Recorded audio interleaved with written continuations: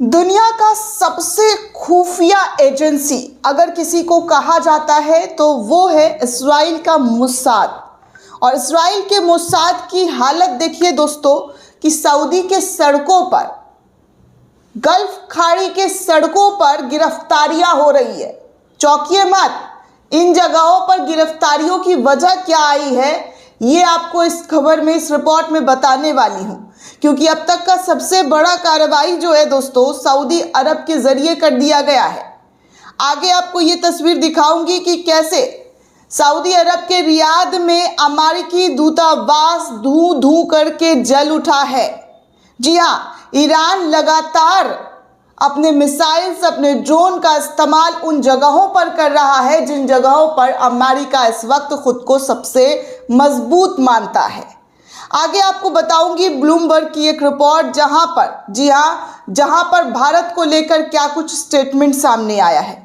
वहीं एक और अहम जानकारी दूंगी जहां पर नेतन्याहू ईरान के साथ जंग तो छेड़ चुके हैं लेकिन अब पछता रहे हैं। पछतावा इस बात का वो खुद कबूल कर रहे हैं कि उनसे गलती हो गई है। ईरान से पंगा लेकर उन्होंने क्या कुछ गलत किया है इस वीडियो में बताने वाली हूँ। साथ में आपको कुछ और तस्वीरें दिखाऊंगी जिस तस्वीर को देखकर आप खुद अंदाज़ा लगा सकते हैं कि इस वक्त के हालात क्या बने हुए हैं और भारत का नाम बार बार बीच में क्यों आ रहा है। भारत को लेकर क्यों लगातार लोग जो यहाँ पर लिखने बोलने वाले हैं वो क्यों, जी हाँ, वो क्यों इन तमाम चीज़ों में भाजपा सरकार को लेकर आ रहे हैं। दोस्तों सबसे पहले आपको वो तस्वीर दिखाऊं। कल एक तस्वीर सामने आई थी जहां पर कहा जा रहा था कि सऊदी अरबिया का जो सबसे बड़ा रिफाइनरी सेंटर है उस पर अटैक हुआ है। उस पर धुआं धुआं करके जो है तस्वीरें निकल कर सामने आई थी। सबसे पहले हमने आपको वो खबर भी दिखाई थी। सब ने कहा ईरान ईरान ईरान ईरान ने ये अटैक किया, ईरान के ज़रिए ये अटैक किया गया। लेकिन अब सोशल मीडिया पर कुछ लोगों के ज़रिए ये दावा किया जा रहा है कि ईरान इसके पीछे नहीं था। जी हाँ, ईरान इसके पीछे नहीं था बल्कि इजराइल इसके पीछे था। इजराइल का हाथ था, इजराइल के एजेंट का हाथ था, मोसाद का हाथ था। और अब मोसाद को गिरफ्तार कौन कर रहा है? तो सऊदी अरब कर रहा है। ये बातें इस वक्त निकलकर सामने आ रही है। सोचिए कि कैसे ईरान को बदनाम करने की पूरी कोशिश जो है खाड़ी देशों में की गई कि ईरान तो अपने आप को सुपर पावर समझने लगा है, ईरान अपनी शक्तियों का गलत वेजा इस्तेमाल कर रहा है। और आज आपने देखा कि पूरी खाड़ी देश में कोई भी ईरान के साथ खड़ा नहीं है। इतने इस्लामिक देश हैं लेकिन सब किसके साथ खड़े हुए हैं? तो कोई इजराइल के साथ, तो कोई अमेरिका का पिछलुग्गू बना हुआ है। ये तमाम चीज़ें आपने देखी है। इस्लामिक देश होकर एक इस्लामिक देश का समर्थन ना करना जो कि पहले ही दिन गलत कर चुका है, पहले ही दिन ईरान पर अटैक कर चुका है। ईरान बार बार इस बात को दोहरा रहा था कि ईरान पर अटैक करना सबसे बड़ी बेवकूफ़ी होगी। ईरान जंग नहीं चाहता है, ईरान को युद्ध से कोई लेना देना नहीं है। ईरान अपने देश की सुरक्षा, संप्रभुता चाहता है और उसके लिए वो जो हो सकता है वो अपने देश के लिए करेगा। लेकिन इसमें अमेरिका को बड़ी आपत्ति, इसमें इजराइल को बड़ी आपत्ति, इसमें सऊदी को आपत्ति, यूएई को आपत्ति, तमाम लोगों को आपत्ति ही आपत्ति थी। लेकिन अब देखिए जो दावा किया जा रहा है, जो यूज़र्स के ज़रिए बताया जा रहा है जानकारी, वो आपके सामने स्क्रीन पर रख रही हूँ। हालांकि इन दावों का अभी तक किसी भी तरीके से कोई भी ऑथेंटिकेशन नहीं आया है, लेकिन लोग क्या बता रहे हैं ज़रा आपके सामने स्क्रीन पर कि ईरान की सरकारी मीडिया, जी ईरान की सरकारी मीडिया ने बताया है कि जो सऊदी अरबिया में एक तेल रिफाइनरी पर हमला जो हुआ है वो ईरान ने नहीं, ईरान की तरफ से नहीं किया गया है बल्कि इजराइल ने किया है। इजराइल के ज़रिए ये अटैक हुआ है। टर्कर कार्सलोन का कहना है कि कतर और सऊदी अरब के अधिकारियों ने उन देशों में बम विस्फोटक की योजना बना रहे मोसाद एजेंटों को गिरफ्तार किया है जहां पर उसको लग रहा है कि ईरान को कैसे फंसाया जा सके।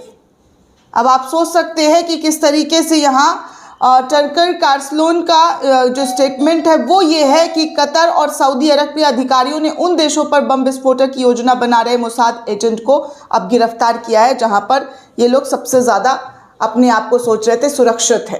तो ये स्थिति आप देख सकते हैं कि क्या और कैसी निकलकर सामने आ रही है। उस जगह पर अटैक जहां पर इनको लग रहा था कि ईरान के मत्थे सब कुछ मढ़ दिया जाएगा। लेकिन अब ईरान की सरकारी मीडिया ने इस बात का खंडन करते हुए कहा कि हमने तो ऐसा कुछ किया ही नहीं है, हमने तो उस रिफाइनरी पर अटैक ही नहीं किया है।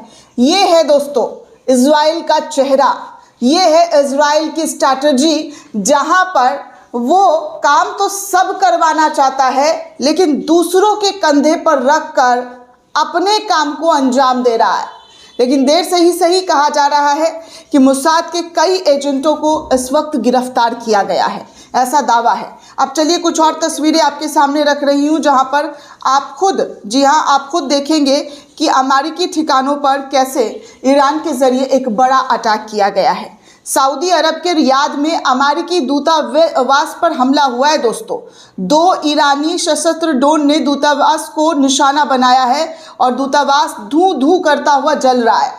इस तस्वीर में आप साफ तौर पर देख सकते हैं कि कितनी बड़ी तबाही जो है ईरान के जरिए लाई गई है रियाद में जो अमेरिका का दूतावास बना हुआ है।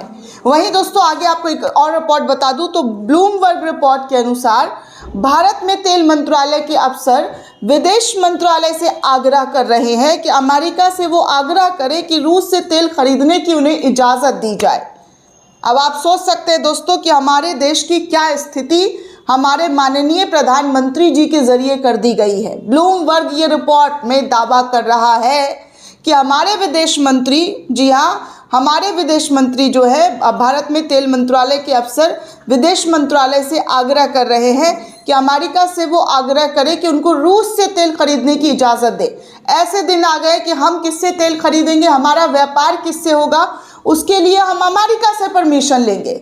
सोच सकते हैं कि देश की शाख को कहां से कहां तक इन लोगों के जरिए लाकर रख दिया गया है। इतने कमज़ोर, इतने लाचार आप हैं। ऐसे तो 56 इंच वाले बनते हैं, लेकिन हालत देखिए क्या है। अशोक कुमार पांडे ने इस रिपोर्ट को शेयर किया, लिखा है कि डिग्री दुबे को बताना चाहिए कि 1971 में 7वें बेड़े की धमकी देने वाले अमेरिका से पूछे बिना मोदी कुछ कर क्यों नहीं पाते हैं। आगे दोस्तों आपको बता दूं कि नेतन्याहू अब अपनी गलती को पछता रहे हैं, दोहरा रहे हैं। कल कह रहे थे कि भैया ईरान जो है हमारे रिहायशी इलाकों पर अटैक कर रहा है, अब आज कह रहे हैं, नेतन्याहू मान रहे हैं कि ईरान के साथ युद्ध करना ये बहुत बड़ी गलती है।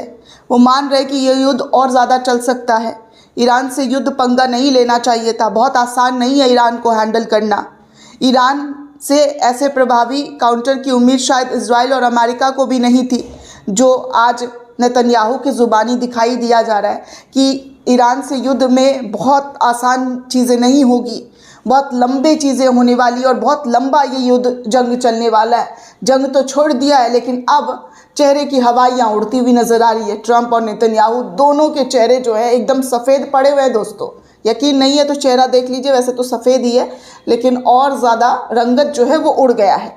आगे दोस्तों एक और खबर जानकारी साझा की गई है, पत्रकार हैं इनके ज़रिए, कि ब्राज़ील में बम नहीं गिर रहे हैं, फ्रांस में भी बम नहीं गिर रहे हैं, इटली में भी बम नहीं गिर रहे हैं, जापान, नेपाल, श्रीलंका, चीन, भूटान, दुनिया की ज़्यादातर देशों में बम नहीं गिर रहे। लेकिन इन देशों के नेताओं ने ये लिखा है कि आपकी वजह से हम सुरक्षित नहीं हैं, और हमारे वाले कुछ बोल ही नहीं रहे। आगे आपको एक और अपडेट दे दूं कि ईरान के हमले में अब तक 6 अमेरिकी सर्विस मेंबर की मौत हो गई है। ये भी इस वक्त की बड़ी अपडेट, बड़ी जानकारी सामने आई है। आगे आपको ये भी बता दूं कि ईरान में समर्थित इराकी मिलिशियाई सराया औलिया अल दाम का कहना है कि उसने इराक के अरबी में अमेरिकी सैन्य कर्मियों को ठहरने वाले एक होटल को निशाना बनाया है।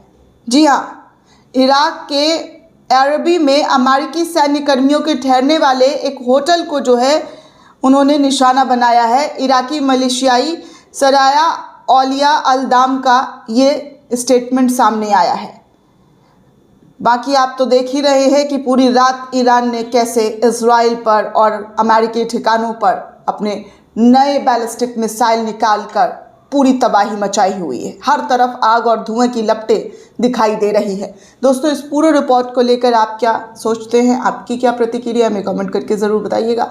साथ ही साथ चैनल को ज़्यादा से ज़्यादा लाइक, शेयर और सब्सक्राइब करना बिल्कुल भी ना भूलें। जय हिंद, जय भारत।